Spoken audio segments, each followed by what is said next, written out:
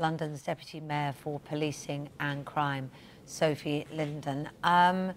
Look, we all know that cities, urban areas can be violent places, but the level of crime in London and other cities across the UK feels frightening for people. I think to have a higher murder rate in London than New York feels like things have gone badly wrong.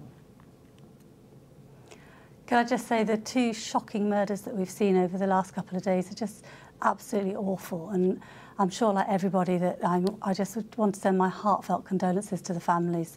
It really is it's heartbreaking when you read about Tanisha and you read about this young boy who unfortunately died last night having been shot. It really is shocking. I mean, we know we have an issue in London with the level of violence on the streets. It is rising. We are really worried and concerned about it.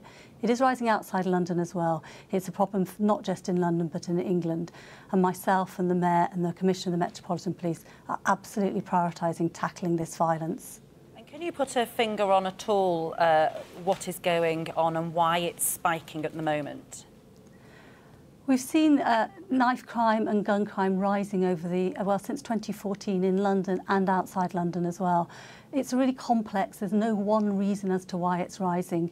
We know that some of the cuts to some of the vital services that young people rely on to support them have had an effect. We know that the number of police officers is also falling. But we also know that it's not the whole problem, but social media can fuel some of the violence and goad some of the violence on the streets. Sorry, so you were talking about some of the services for young children, for youths. What do you mean by that? What's happened? What do you suspect is going on?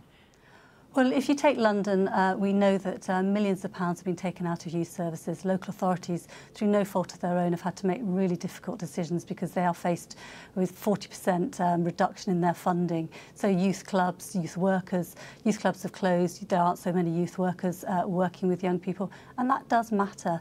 But we also know that mental health services, for example, that can support young people, help them with their issues, they are also very difficult for young people to be able to access.